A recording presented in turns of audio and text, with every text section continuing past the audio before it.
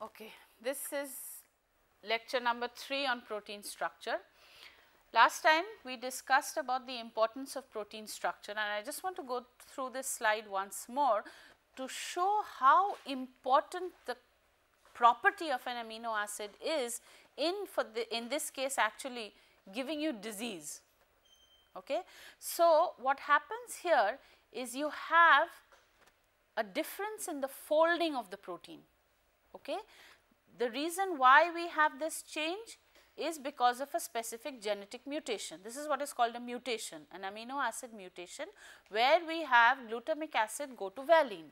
Now, because of this mutation, we have a hydrophobic residue on the surface, and because of this property is entirely different from the glutamic acid, we have these sequestering together or sticking together to form a fiber, which is what is going to give disease.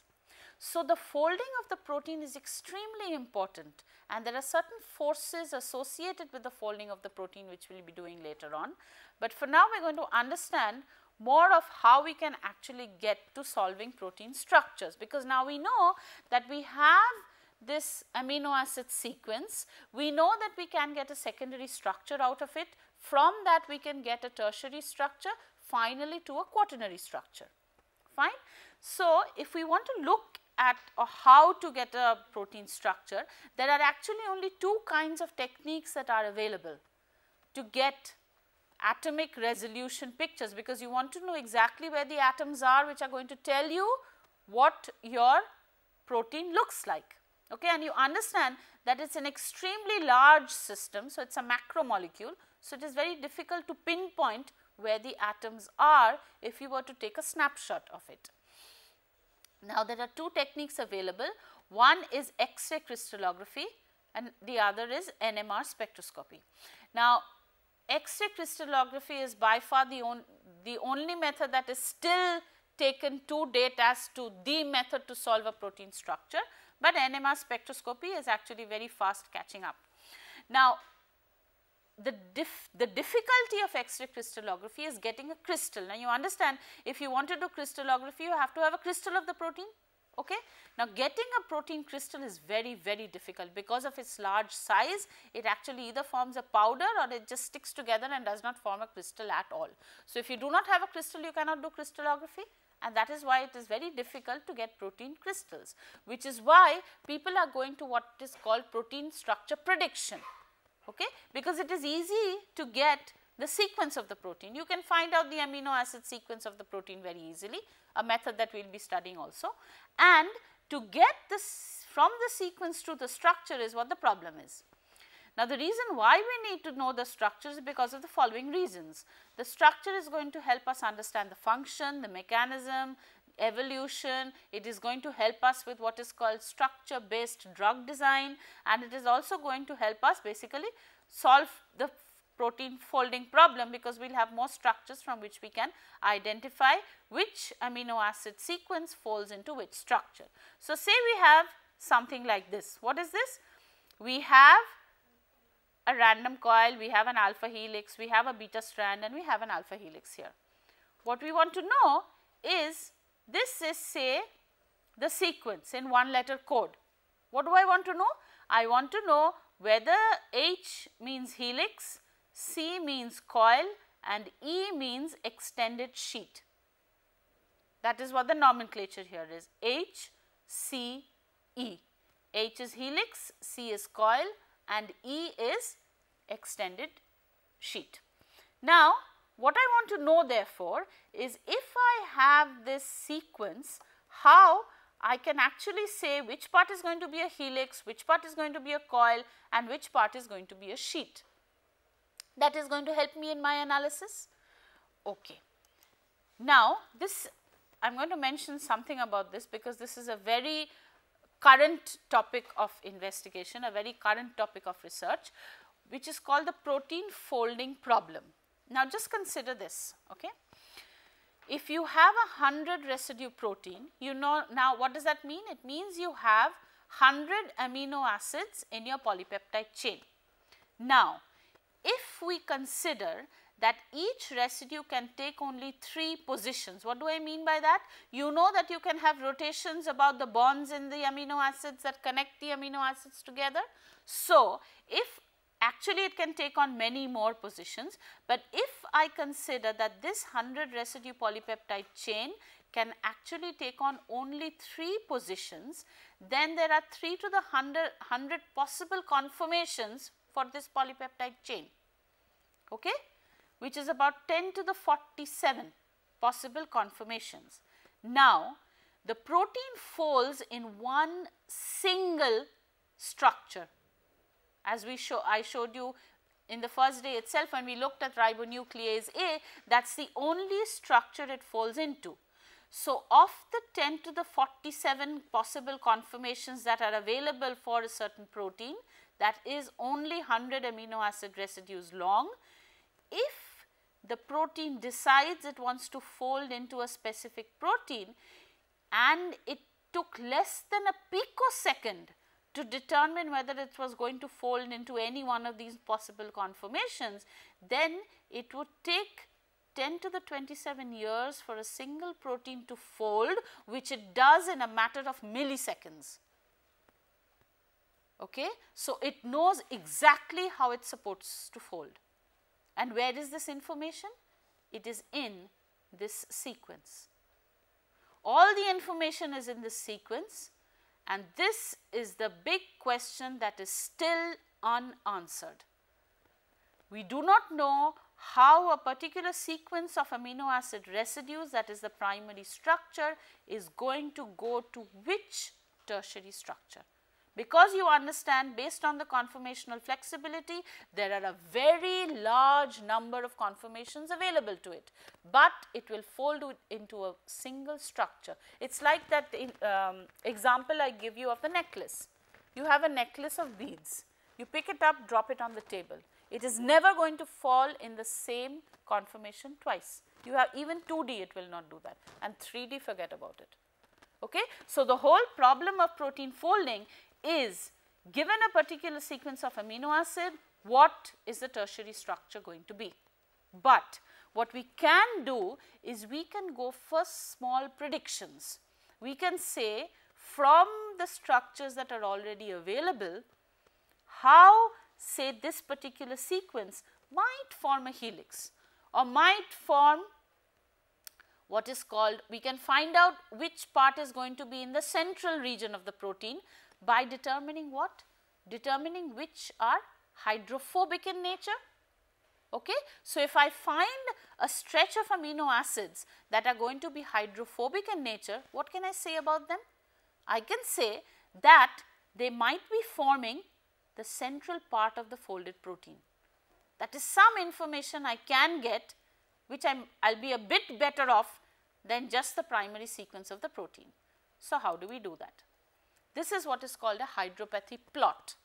Okay? What is a hydropathy plot?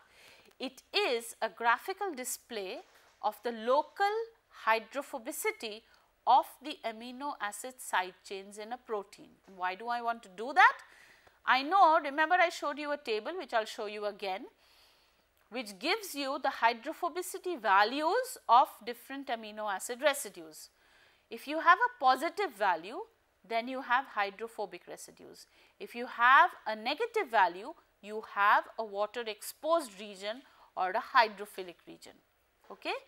These hydropathy plots are actually most useful in predicting transmembrane segments, but for now we will know how we can find a hydrophobic region. And what am I going to do with the hydrophobic region? I will then predict that this hydrophobic region forms the center of the protein, because I know that the protein is a hydrophobic core with a hydrophilic surface to it. Okay?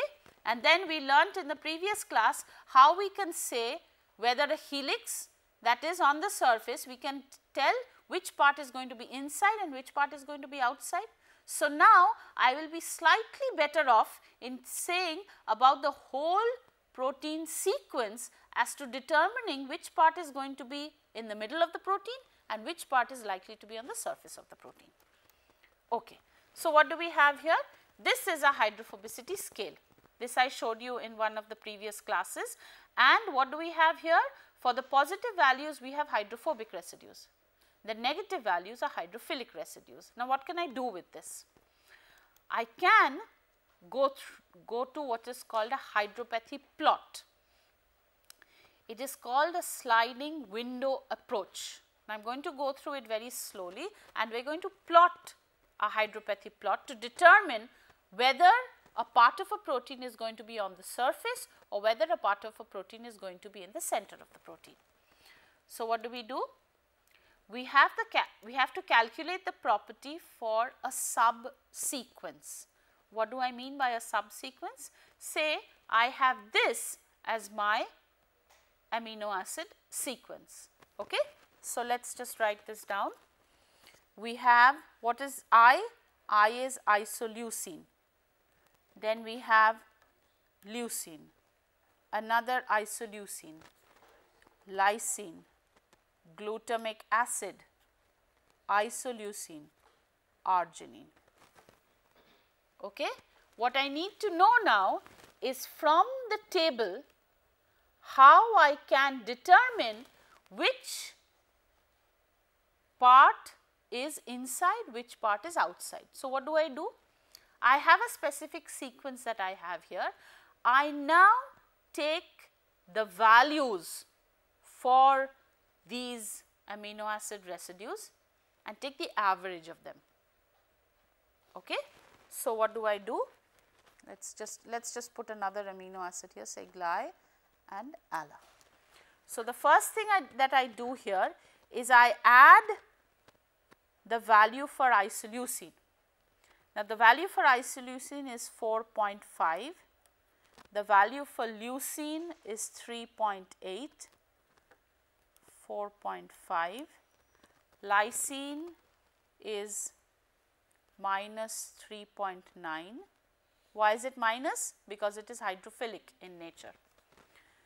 Glutamic acid is minus 3.5, isoleucine is 4.5, arginine is minus 4.5, glycine is minus 0.4 and alanine is 1.8. Okay. Now, this is called a sliding window approach. So, this is my residue number 1, 2, 3, 4, 5, 6, 7, 8, 9. I take the first 7 residues, that is called my window. I take a window of 7. I take the average of these. So, what do I have to do? I have to add them all up and divide by 7. You can work that out, and we find out that we get a value of, what is the value that we get? We add all these up together from 1 through 7, and then we get a value which I will show on this slide here. We have to add 4.5 plus 3.8 plus 4.5 minus 3.9 minus 3.5 plus 4.5 minus 4.5. What does that total come to? Did you work it out? The total comes to 5.40. What do we want? We go back to the slides here. We have the total as 5.4. We want the average of this. So, we divide by 7, 0.77. This is assigned to the central residue. So, residue number 4 in this case is going to have a hydropathy index value, average hydropathy index value of 0.77. Then what do? We move to the next window. We are a sliding window approach. So, what do I have to do now? I have to go from 2 to 8. When I go from 2 to 8, I have to add all these numbers from leucine, isoleucine, lysine, glutamic acid, isoleucine, arginine and glycine together. And then I have to divide by 7 again. So, 5.40 divided by 7 gave me this, that is assigned to the central residue. So, this is assigned to residue number 4, right. If I take the other set, then what am I going to lose? I am going to lose 4.5 from this and add minus 0.4 basically. So, what am I going to lose from 5.40? So, what is my value going to be for number 5?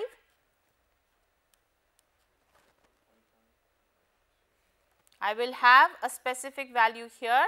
So, if I add all these values together from 2, that is 3.8 plus 4.5 minus 3.9 minus 3.5 plus 4.5 minus 4.5 minus 0.4, I am going to get what? 0. What do I have to do? Divide by 7. That is going to give me. So, how much I am going to get here? 0.07. So, then what do I do again? This is assigned to residue number 5. Then I have to slide my window once more. Well, actually you have to do this through the whole protein, but we are not going to do it now. So, I have to go from now residue 3 to 9. Then I get another value that I assign to residue number 6 and so on. Eventually, what am I going to get? I am going to get values from leaving out the first 3 residues and the last 3 residues. I am going to get values for the average hydrophobicity for the set of amino acids that formed this particular window, right. Then what you can do is make a plot. Okay. Now, basically you can you understand that you can change the window size. We can make it a 9 residue window or an 11 residue window. We make it an odd residue window so that we can assign it to the central amino acid. Okay. Usually what happens is if you have a small window, you have noisier plots. We will look at a plot and see what it looks like. This is usually 9 or 11 is used. We have used 7, but that is fine. Now, this is when we have membrane helices. This is something I was mentioning in the previous class. Okay. We have our lipid bilayer, we have the cytoplasmic face and we have the inside basically and the outside. Now, if we look at the types of residues that we have here, we understand now from the helical wheel which are going to be hydrophilic in nature and which are going to be hydrophobic in nature. Now, if we have a membrane that is around 30 angstroms, we know that the rise per amino acid residue is 1.5 angstroms. What is that? That is the vertical rise per amino acid residue. The pitch that we saw was for a complete turn, right? That was 5.4 angstroms for a complete turn, and this is for a single amino acid we have 1.5 angstroms. Now, if I know that my membrane is 30 angstroms thick, then how many hydrophobic residues should I have there? 20. Why? Because each 1.5 angstroms is for every amino acid residue. I have to span 30 angstroms. So, if I had a helix or if I had a stretch, let us not call it a helix right now, if I have a stretch of amino acid residues that actually form a helix here that were to span the whole membrane, I know if it were a single helix, all of them would be hydrophobic in nature. Why? Because I have my lipid hydrophobic tails that have to interact with the helix, right. So, what can I do? I can say that when I am spanning the membrane, this is my membrane, I am spanning the membrane with a helix. What is the nature of the residues in this helix? They are hydrophobic in nature, right. Now, so all the ones that are sticking out here, all the residues that are the side chains that are out here are going to be hydrophobic in nature. Now, what I need in such a specific protein sequence is I need a stretch of 20 amino acids, 20 amino acids. Why? Because I have a 30 angstrom. What is 30 angstrom? It is the thickness of the membrane. Okay? So, I have a 30 angstrom stretch and I know that for every amino acid I traverse 1.5 angstroms in height. So, the rise is 1.5 angstroms per amino acid. So, I need 20 amino acids to what type of amino acids? Hydrophobic. How do I determine that? I construct a hydropathy plot. Okay. Now, what we did find for the hydropathy plot, this is going to be the index. Here on the y axis we are going to have an index, and on the x axis is going to be the sequence of the protein, sequence. So, we have the amino acid sequence on the x axis and we have the index. What is this index? It is the average index that we found out in the previous slide. So, if I have residue 1 here, 2, 3, 4, 5, 6, 7, 8 and so on, then where was my, I had a sliding window. What was my sliding window size? 7.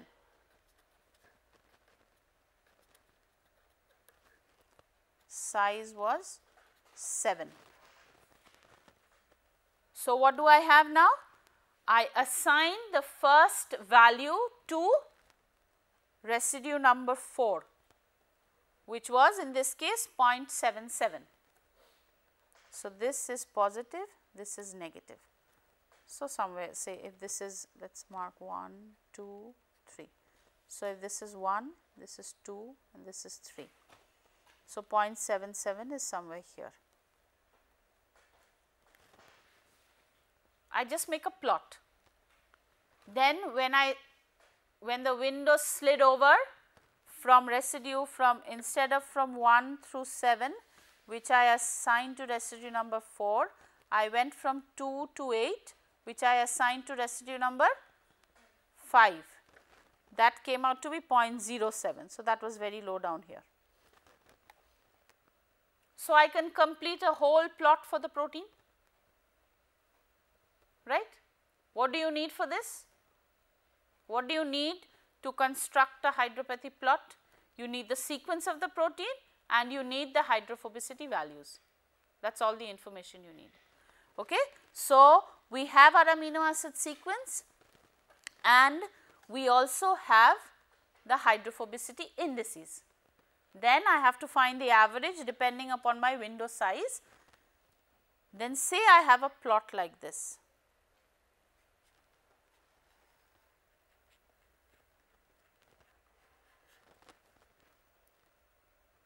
That is possible.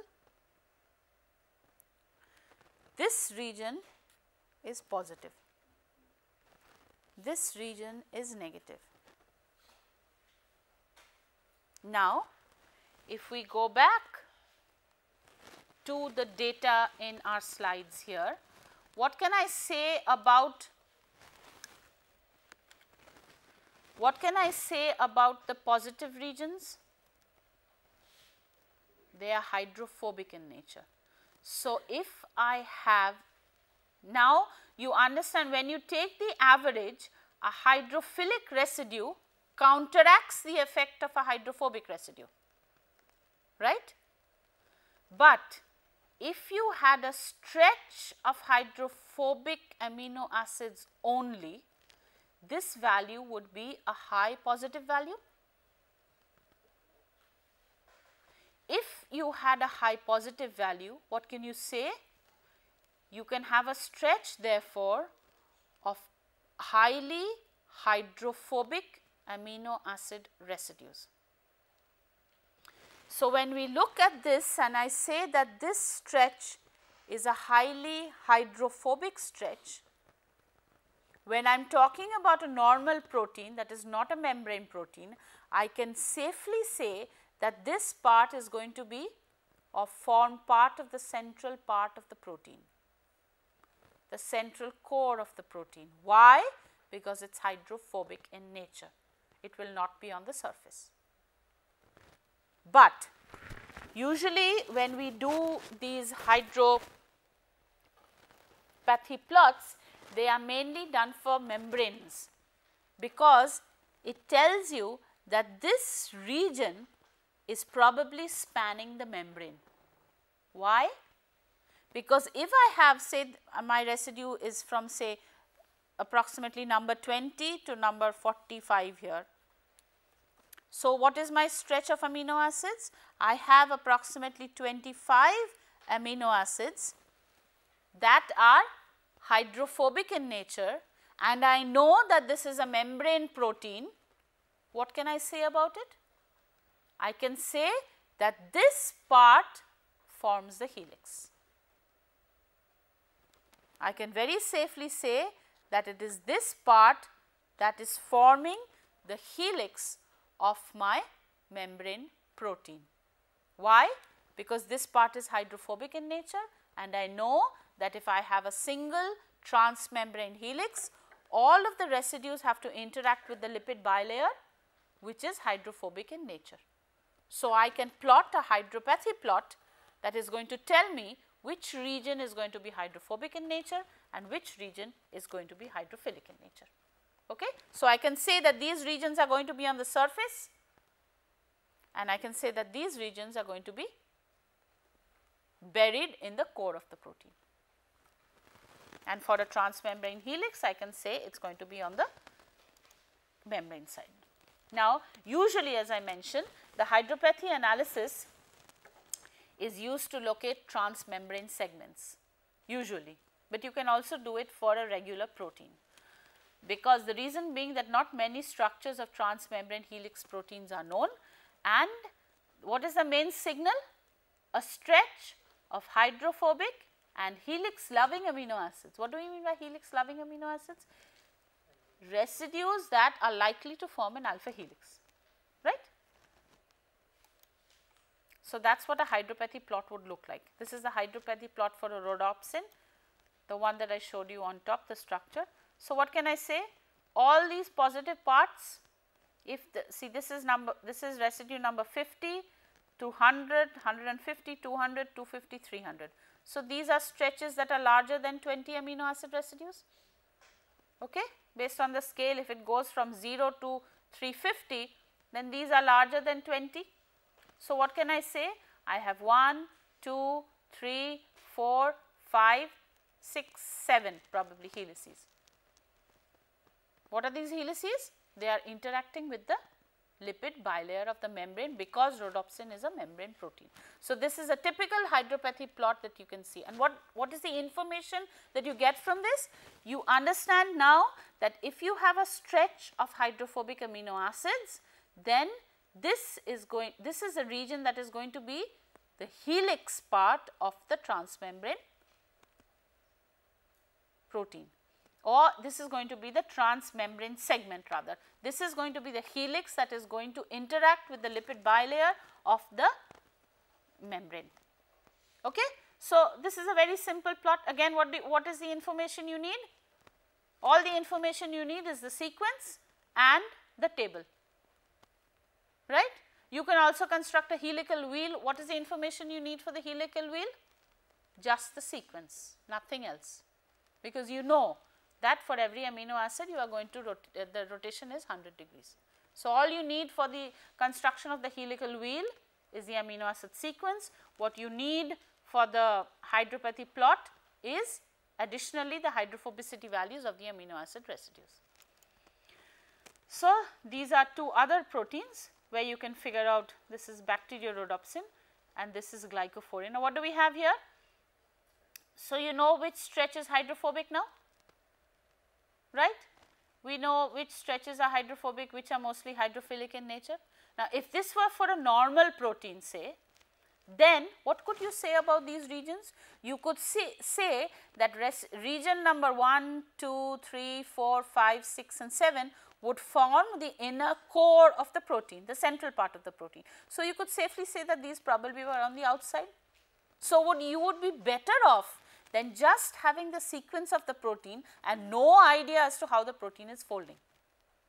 This is how gradually people, they are not as good as predicting the protein structure, but the researchers that are going up to at least 70-77% today, okay, but that is still not good enough.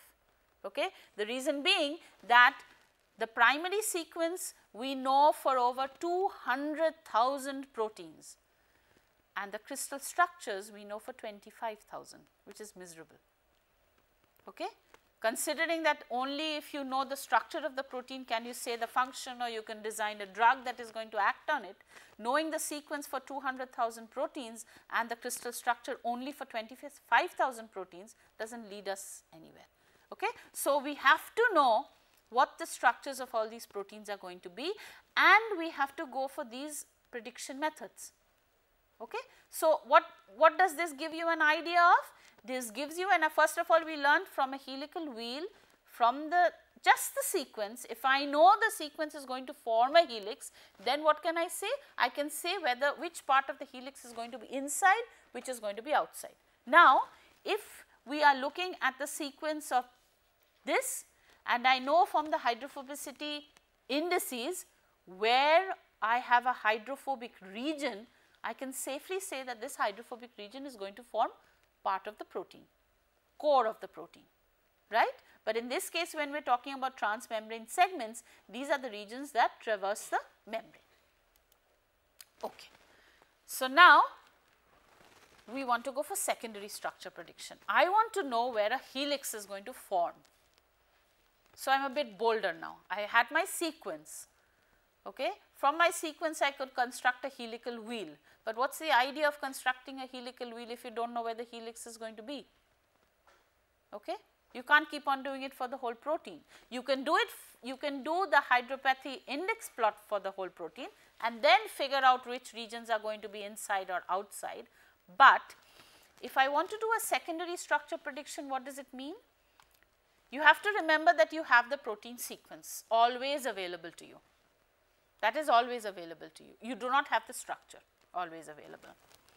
So, if we want to construct a 3-state model, we have the helix, the strand and the coil.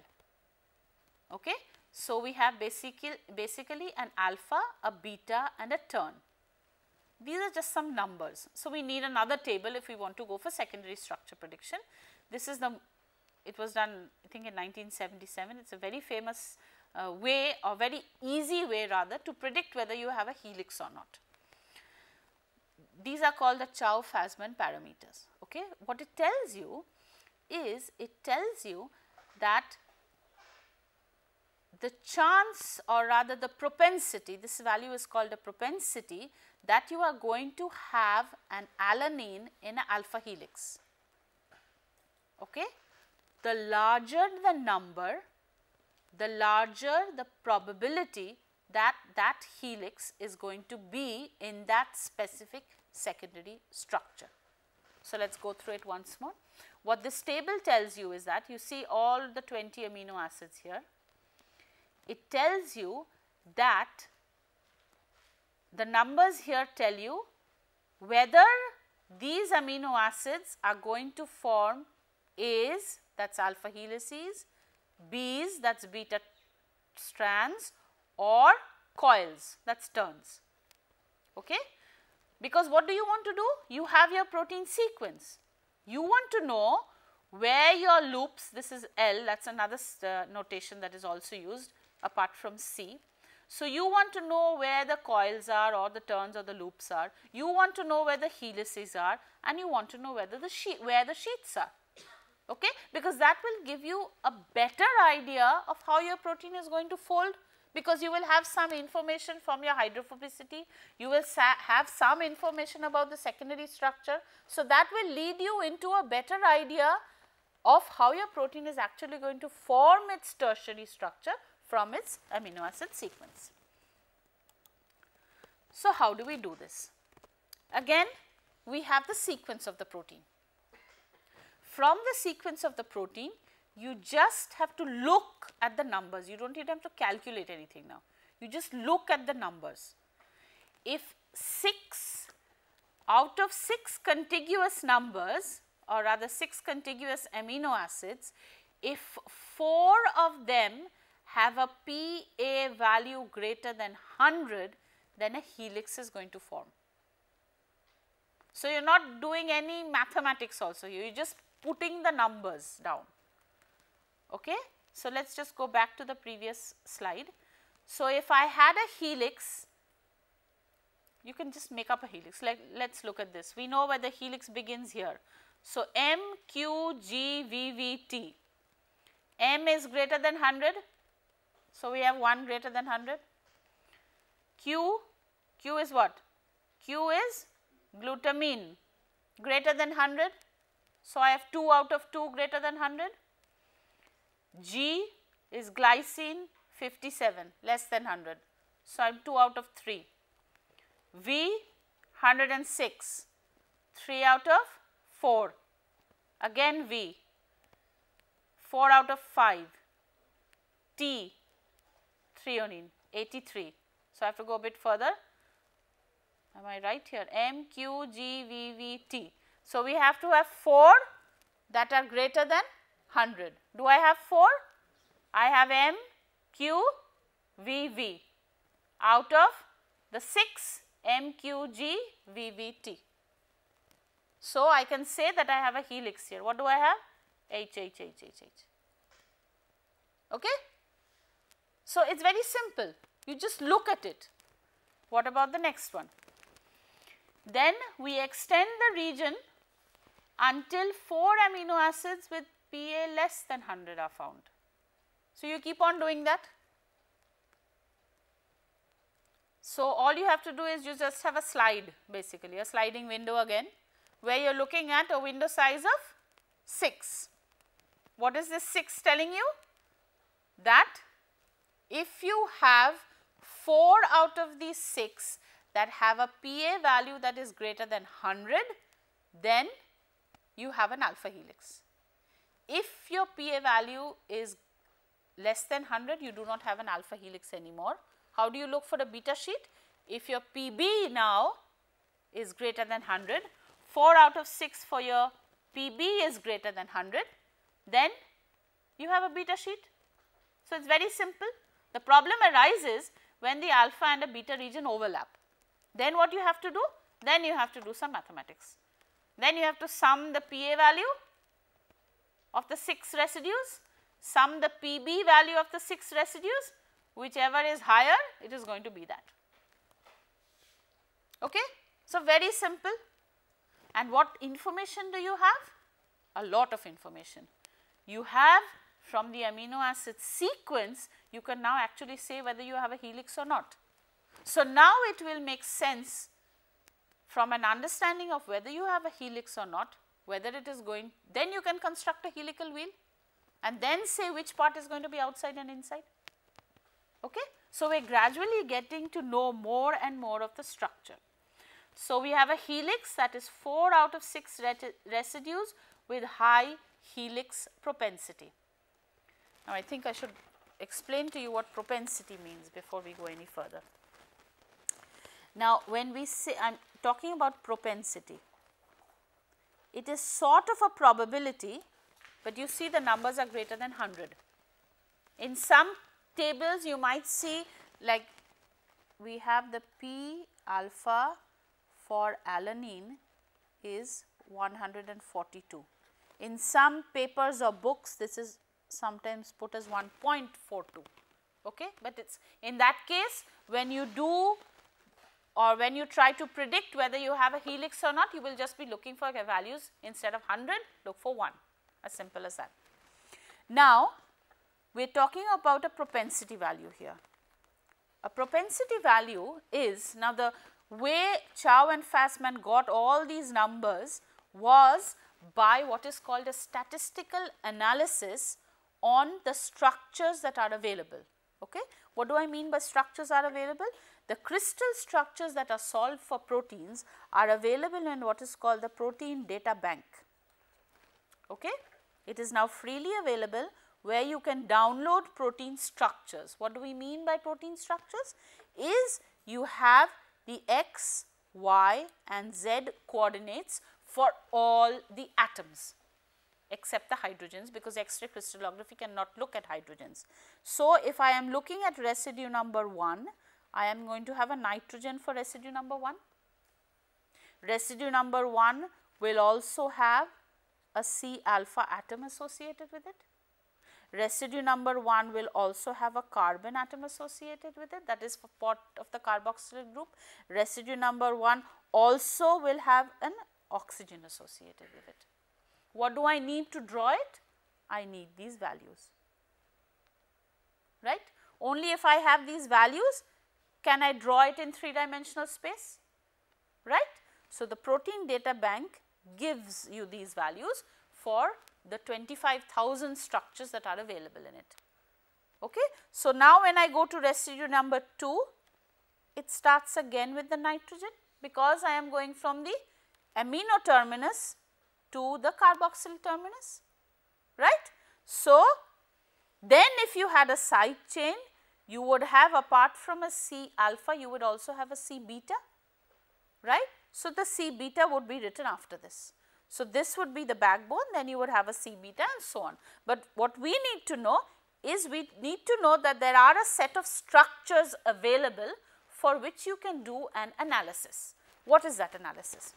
What you do is, you say, for the analysis that was done here, say you look at all the helices that are there in the proteins, right, and you count the number of alanine that are there in the alpha helix. You count the number of residues in the alpha helix, all the residues that are there in alpha helix only. Then you count the number of alanine in the database.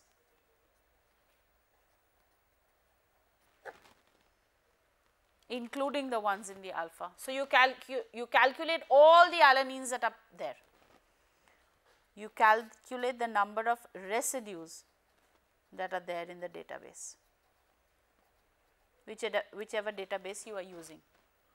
Okay? The propensity is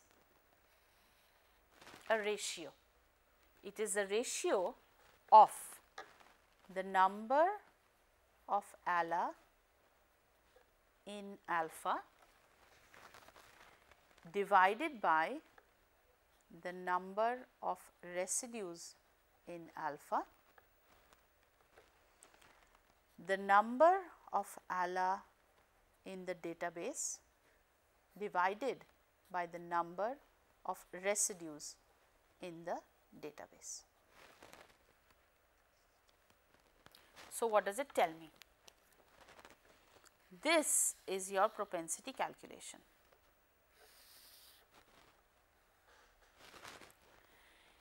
If this number is greater than 1, because you have to remember that you are looking at a large sequence, a polypeptide sequence of a large set of proteins. You want to know whether alpha is preferred in helices. What do I mean by that?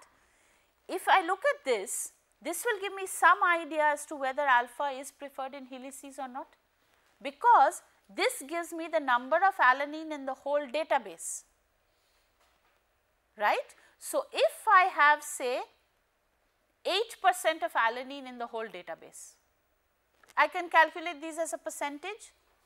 Say I have 1,000 residues in the database, say, and 100 of them are alanine. That is possible.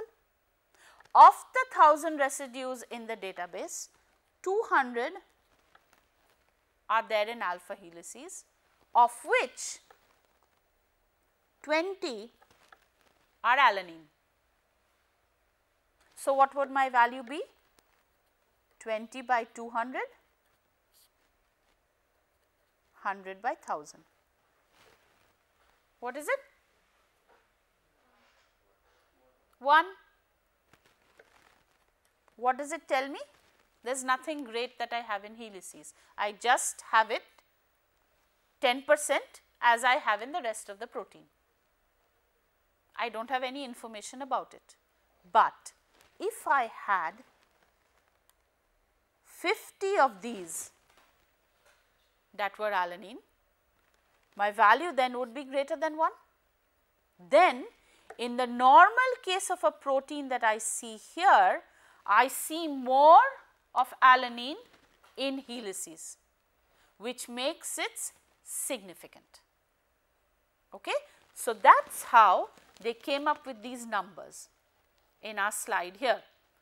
So, 1.42, which is the way you have it in a lot of tables. So, 1.42 means that this number is greater than 1. It means that alanine would like to be in alpha helix, but let us think of a proline. All of you know what a proline looks like. It will break the helix. Why? Because you cannot have it turn properly. It is an amino acid that bends onto itself. So, the propensity of it to form in an alpha helix should be very low. Look at the value, it is 57. So is glycine, very low. Why? Because it does not like to be in an alpha helix, or it is not seen rather in an alpha helix for the analysis that has been done for this set of proteins, which is true for mostly all the sets. Now, if I look at a tern, terns have mostly glycine and proline. The glycine because of its flexibility, proline because it is an amino acid, it basically helps in the turn back of the chain at times. So, look at these numbers, 152 and 156, pretty high. Asparagine is also high. Okay? So, that is how these propensity values were actually determined. The propensity values have since been determined again for a larger set of amino acids, but this table is still used today for a rough prediction of where your alpha helix or your beta sheet is going to be. Okay? So, what do we need? We just need to have that table to figure out where our helix is going to be and where our sheet is going to be, and the rest of it is going to be coiled. There are turns also. You have a turn set also here, a p turn here also. Okay. So, this is our table and this is our sequence. Okay. So, what do I have? I have my T, S, P, T, A, E. What have I put in here? I have put in values. S is 77, T is supposed to be 83, but it's 69 here, which I don't know why. Anyway, so what we have is, we have our threonine, serine, proline, and so on and so forth. Now, when I am at this point, how many do I have that are greater than 100? Just 2. So, I cannot say that I have a helix formation. I slide my window down to serine.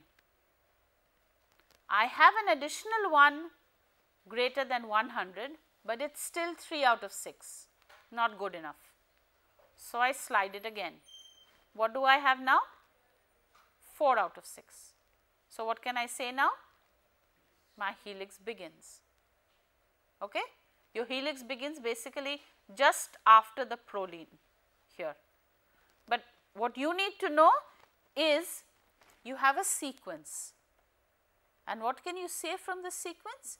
You can say from the sequence and from the table where your helix is going to be, where your sheet is going to be, and where your turn is going to be. Okay?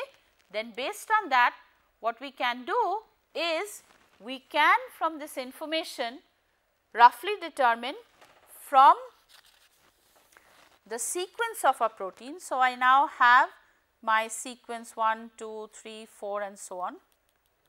What can I say? I can say that I have a helix here, I have say a turn here, and then I have a sheet here or something like that. So, I can say basically it should be more like this. So, we can say what we have. Then what do? I can do a hydropathy plot. What is a hydropathy plot going to tell me? It is going to tell me which parts of these are hydrophobic in nature. So, say I say this part is hydrophobic, and again this part is hydrophobic. So, what can I say? I can say that this part is going to be inside, that is going to be outside, that is going to be outside, then this part again is going to be inside. So, what do I have? Some information of how the protein is going to fold, right. So, I can go from my primary sequence to some idea of what it is going to look like. Then I can also determine whether I am right if I construct a helical wheel for this now. I can also construct a helical wheel for this. What would I expect in this one? This face would be hydrophobic, because now you know this turn can rotate. Basically, I can have a rotation about this which would make either face in or out, right. Then what would I have to do? Construct a helical wheel. If I know that this face is, if this face is hydrophobic, I have to turn it around to make it come to the core of the protein. So, I have a hydrophobic region and a hydrophilic region. This is therefore on the outside. So, I am better off in determining how my protein is going to interact, how it is going to fold into giving me my final tertiary structure. Okay? So, what we learnt is that we can from the Chow-Fasman parameters determine where we might have the helix.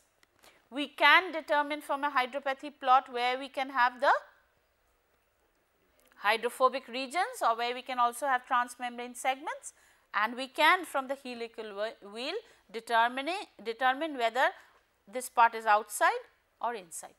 Okay? So, we are better off than we are with just the primary amino acid sequence of the protein. Okay? We will stop here today. Thank you.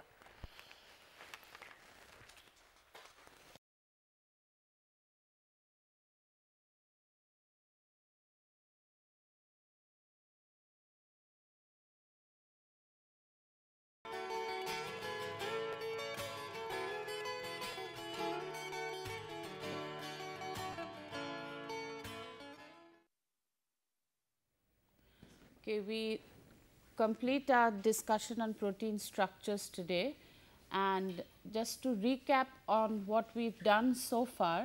Initially, we studied about the different amino acid structures and their properties. We considered the hydrophobicity as the most important property of amino acids and constructed hydropathy plots to determine which regions of the protein amino acid sequence are actually hydrophobic in nature, which would occupy the core of the protein. We then went on to do the protein hierarchy, meaning the different structural properties of proteins from the amino acid sequence to the final quaternary structure which some proteins adopt. Then we consider the secondary structural elements, mainly the alpha helices and the beta sheets, and their different properties as to how they interact and what are their specific features, be it the backbone or the hydrogen bonding properties. Then we constructed a helical wheel to figure out which regions of the alpha helix would be inside or facing the surface of the protein. And then finally, we went to certain properties of proteins and predictions of secondary structures.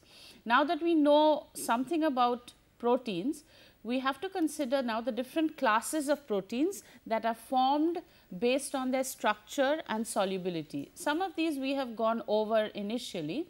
For example, if we look at myoglobin, it is a globular protein. So, it is more or less shaped like a globule, which is the case with most proteins. We understand now that on the surface we are going to have hydrophilic residues, and within the core we are going to have hydrophobic residues which tend to remain away from the solvent as far as possible. The structure that you see here is the heme, which we will be studying later on when we consider myoglobin and hemoglobin specifically. Now, if you look on the right hand side, we have the membrane proteins. The membrane proteins, as we studied last time, are embedded in the phospholipid bilayer that forms the cell membrane, and we have these helices that are transmembrane helices, and we also did hydropathy plots to figure out how we can actually determine which of these helices or where they are going to span the membrane. And we also learned that on the surface of these helices, it is likely that we are going to have hydrophobic amino acid residues, so that they can interact with the hydrophobic tails of these lipids. There is another class of proteins that are fibrous proteins. From the name, you can figure out what the construction of it is going to be. They are more or less fibers, okay? And they are adopted to give strength to the structure of the protein. So, what we have in fibrous proteins, as you can see here, if you have a single alpha helix, you can have a coiled